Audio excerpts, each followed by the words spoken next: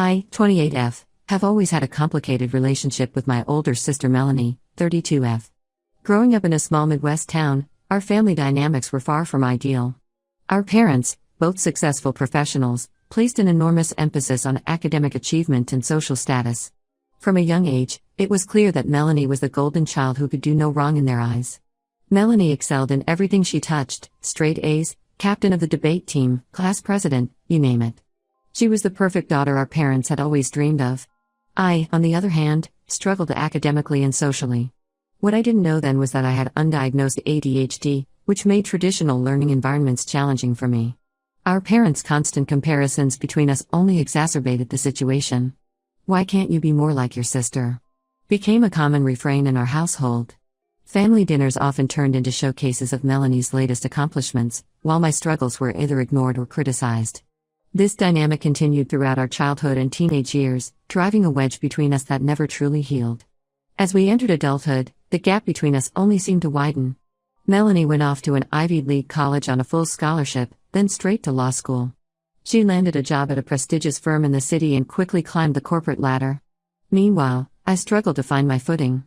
I bounced between community college and various entry-level jobs, never quite finding my place. It wasn't until my mid-20s that I discovered my passion for graphic design. I went back to school, got my degree, and started building a career I genuinely enjoyed. For the first time in my life, I felt like I was on the right path. Our parents were supportive, but their pride in my accomplishments always seemed to pale in comparison to their adoration of Melanie's success. Despite our differences, I thought Melanie and I had reached a place of mutual respect as adults. We weren't close, but we were cordial at family gatherings and would occasionally grab coffee when she was in town. I even confided in her about my struggles with self-esteem and imposter syndrome, hoping to bridge the gap between us. She seemed sympathetic, and for a while, I thought we were making progress. 3 years ago, I met Mark, 30M, at a local art fair where I was showcasing some of my work. He's a high school art teacher with a passion for inspiring young minds. We hit it off immediately, bonding over our shared love of creativity and education. Mark is everything I could have hoped for in a partner: kind, supportive, and loves me unconditionally. For the first time in my life, I felt truly seen and appreciated for who I am. Our relationship progressed quickly, and 6 months ago, Mark proposed during a weekend getaway to a quaint bed and breakfast. It was simple, intimate, and perfect. We started planning our wedding for next spring, excited to start our life together. I was over the moon and couldn't wait to share the news with my family. My parents seemed happy for me, if a bit reserved. Melanie, however, was oddly quiet when I told her. She congratulated me but quickly changed the subject. I brushed it off at the time, assuming she was just busy with work. Last month, my world came crashing down when I found out the real reason behind Melanie's lukewarm response. Our cousin Amy, 26F, who has always been more like a sister to me than Melanie ever was, called me in tears.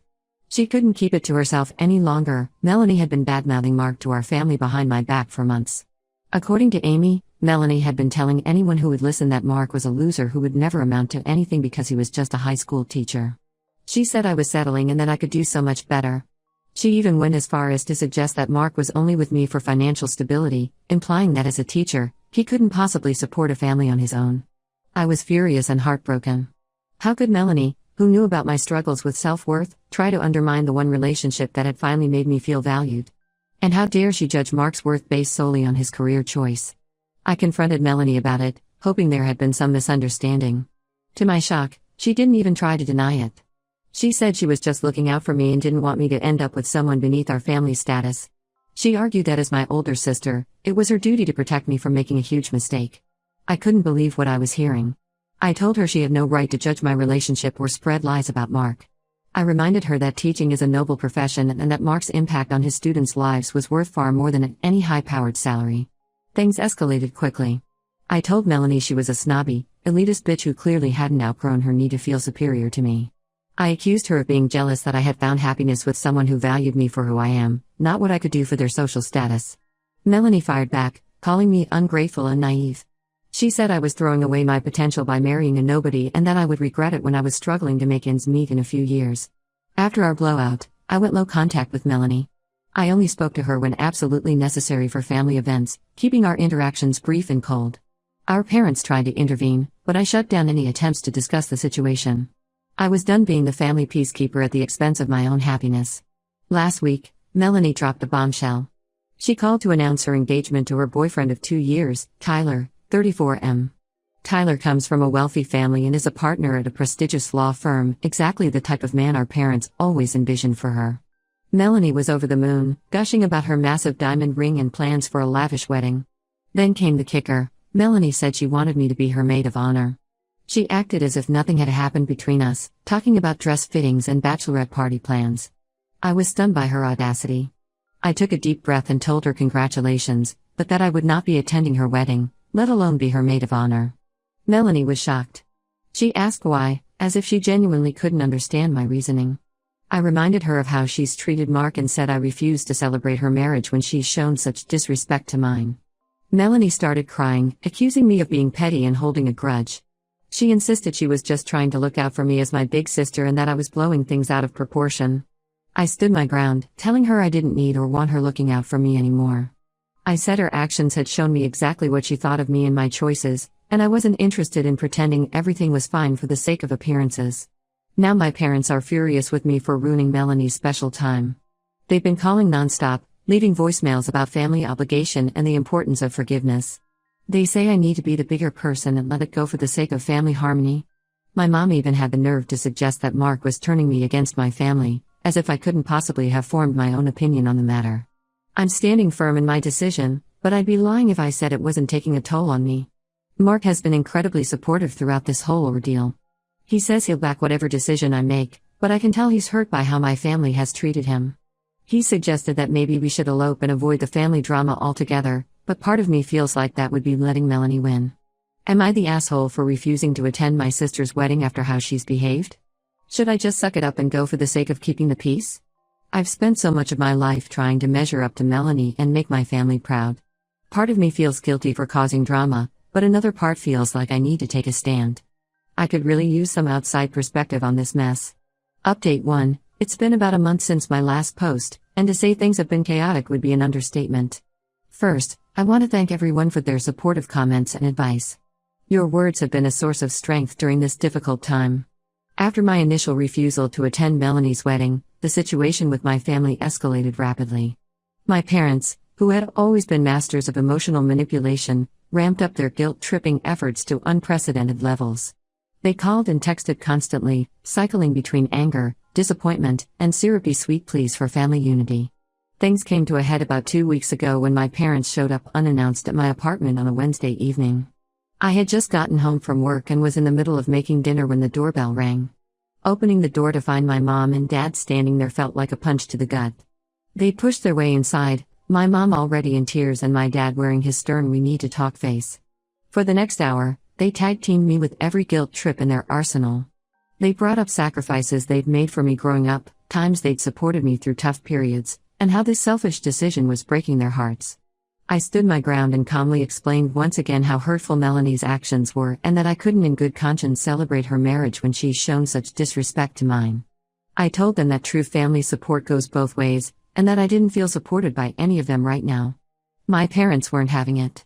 They accused me of being selfish and said I was tearing the family apart over petty high school drama. My dad even had the audacity to suggest that maybe Melanie was right about Mark being a bad influence on me, since I'd never behaved this way before. That's when things took an unexpected turn. My mom, clearly frustrated that her tears weren't working, dropped a bombshell. She threatened to withdraw financial support for my own wedding if I didn't agree to be in Melanie's. I was shocked. I hadn't even asked them to contribute anything to my wedding. Mark and I had been planning to pay for everything ourselves. The threat felt like a slap in the face, but it also opened my eyes to how they've always viewed their parental role, not as unconditional support, but as a transaction. It was a painful realization, but in a way, it made my decision easier. I told them that if that's how they felt, they didn't need to contribute or even attend my wedding at all. I said I'd rather have a small ceremony surrounded by people who genuinely support us than a big event filled with fake smiles and hidden resentment. My mom burst into tears, again, and my dad started yelling about how ungrateful I was. He brought up every mistake I'd ever made, every time I disappointed them growing up. It was like all the pent-up resentment from years of favoring Melanie came pouring out. I asked them to leave, saying I needed space from all of them for a while. After they left, I broke down crying. All the stress and emotion I'd been holding back came flooding out. Mark came home from work to find me sobbing on the couch. He was amazing. He just held me and assured me that we'd get through this together. We spent that night talking through our options and decided to look into scaling back our wedding plans so we can pay for everything ourselves. A few days later, I got an unexpected call from my Aunt Susan, 54F, my mom's sister. She said she'd heard what happened from my parents and wanted to offer her support. To my surprise, she told me she was proud of me for standing up for myself and Mark. Aunt Susan revealed that she and several other family members have long been uncomfortable with how my parents and Melanie treat me, but never knew how to bring it up. She apologized for not speaking up sooner and offered to help with our wedding in any way she could, even offering to contribute financially if we needed it. I was touched by Aunt Susan's support, and it made me realize I'm not as alone in this as I thought. It's been comforting to know that not everyone in the family agrees with my parents and Melanie's behavior. Mark and I are now considering having a smaller, more intimate wedding surrounded by the people who truly love and support us. We've been looking at some beautiful outdoor venues that would be perfect for a low-key celebration. Melanie hasn't reached out since our last conversation, but I heard through Amy that she's furious I'm stealing attention from her engagement. Apparently, she's been telling family members that I'm just jealous of her success and taking it out on her by ruining her wedding plans. Honestly, I'm past the point of caring what she thinks. My parents have switched tactics again. Now they're sending daily emails about how worried they are about me and how they just want their real daughter back. They've even reached out to some of my friends, trying to get them to talk sense into me. It feels invasive and manipulative. For now, I'm focusing on planning my wedding to the man I love and strengthening relationships with the family members who have shown they genuinely care about my happiness. I've started seeing a therapist to work through some of the deep-seated family issues this situation has brought to the surface. It's been a difficult month, full of emotional highs and lows. But underneath all the stress and sadness, I feel a sense of empowerment. For the first time in my life, I'm standing up for myself and what I believe in. It's terrifying, but also liberating. I'm still not sure what the future holds for my relationship with my parents and Melanie. Part of me hopes that with time and distance, they'll come to understand my perspective. But I'm also preparing myself for the possibility that this rift may be permanent. Either way, I'm committed to moving forward and creating a life filled with love, respect, and genuine support, even if that means redefining what family means to me.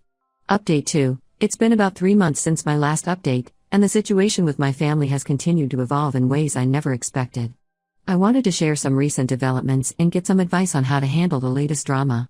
First, some good news. Mark and I have finalized our wedding plans. We've decided on a beautiful, intimate ceremony at a local botanical garden with just 50 of our closest friends and family. The venue is perfect for us, filled with vibrant flowers and greenery. It reflects our love of nature and art. We're planning a laid-back celebration with a focus on good food, great music, and the people we love most. Aunt Susan has been an incredible help with the planning process. She's gone above and beyond, using her connections to help us find amazing vendors at discounted rates. She even insisted on paying for my wedding dress as a gift. I found a gorgeous, bohemian-style gown that makes me feel like a woodland fairy princess. It's nothing like the elaborate ball gown Melanie always said I should wear, but it's perfect for me. Now for the not-so-good news. Melanie's wedding is coming up in a few weeks, and the pressure from my family to attend has intensified to an almost unbearable degree. My parents have switched tactics from guilt-tripping to love-bombing. They've been sending gifts, offering to pay for a lavish vacation for Mark and me, and constantly talking about how much they miss me. Last week, a huge bouquet of my favorite flowers arrived at my office with a card from my mom, reminiscing about a happy memory from my childhood. It was a bittersweet moment. Part of me was touched by the gesture, while another part felt manipulated. I've remained firm in my decision not to attend Melanie's wedding, but I'll admit the constant barrage of emotions from my family has been wearing me down. There are moments when I find myself second-guessing my decision, wondering if I'm being too harsh. Part of me misses the idea of a close-knit family, even if that wasn't really our reality. The latest drama started when Melanie sent out her official wedding invitations. Despite my clear stance on not attending, she still sent me an invitation, along with a handwritten note. The invitation itself was ostentatious, dripping with gold foil and promising an extravagant affair at a luxury resort. The note, however, was what really got under my skin. In it, Melanie apologized for her poor choice of words about Mark, but said she still believes I'm making a mistake. She wrote that she loves me and wants me by her side on her big day, and that she'd be willing to overlook my stubbornness if I agreed to be her maid of honor. I was furious. Her apology felt insincere and condescending. The fact that she referred to my valid feelings as stubbornness just proved she hasn't really changed or understood why I was hurt in the first place. It felt like she was more concerned with having the perfect wedding photos than actually repairing our relationship. I decided not to respond to the invitation or the note. I thought my silence would speak volumes. However, Melanie apparently took my silence as an agreement because she started telling family members that I had changed my mind and would be in the wedding. When I found out about this from Aunt Susan, I was livid. I immediately called Melanie and told her in no uncertain terms that I would not be attending her wedding, let alone be in it.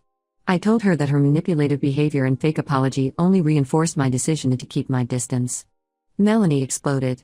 She accused me of trying to ruin her wedding and said I was just jealous because her fiancé is more successful than Mark. She brought up old childhood grievances, accusing me of always trying to steal her spotlight. I hung up on her mid-rant, my hands shaking with anger and hurt. Now my phone is blowing up with messages from family members. Some are begging me to reconsider for the sake of family unity. Others are calling me selfish and dramatic. My cousin Amy sent a supportive text, but even she gently suggested that maybe I should attend the wedding to be the bigger person. My parents left a voicemail saying they're deeply disappointed in my behavior and that I'm breaking their hearts. They said they raised me better than this and that they don't understand why I'm intent on destroying our family. I'm standing firm in my decision, but I'll admit all this drama is taking a toll on me. I've been having trouble sleeping and my appetite has disappeared. Mark has been incredibly supportive, but I can see it's affecting him too. He suggested we take a short trip to get away from all the family stress and focus on us. I'm considering taking him up on that offer, maybe even turning off my phone for a few days. But part of me worries that will just make things worse when we get back. I'm also concerned about the potential backlash at work. My boss is friends with my parents and I'm worried this family drama might somehow affect my job. Am I handling this situation right? Should I just give in and go to the wedding to keep the peace? Or should I continue to hold my ground? Any advice on how to deal with the constant barrage of guilt and manipulation would be greatly appreciated. Update 3. It's been about 6 months since my last update, and I wanted to share some final thoughts on how everything played out. Mark and I did end up taking that trip he suggested. We spent a week at a lovely beach resort with our phones turned off. It was exactly what we needed to decompress and reconnect away from all the family drama. We spent our days lounging on the beach, trying local restaurants, and even took a couples painting class. It reminded me why I fell in love with Mark in the first place and reinforced my decision to prioritize our relationship over family expectations. When we returned, I had dozens of missed calls and messages from family members about Melanie's wedding. I decided to send out a mass email to everyone explaining my position one last time. I detailed Melanie's hurtful actions, her insincere apology, and my reasons for not attending the wedding. I made it clear that this was my final word on the matter and asked them to respect my decision. The response was mixed. Some family members finally seemed to understand my perspective, while others doubled down on their criticism. My parents sent a long, emotional email essentially saying I was dead to them if I didn't attend the wedding. It was painful to read, but it also solidified my resolve. Melanie's wedding came and went without me there. From what I heard through Amy, it was a lavish affair with hundreds of guests.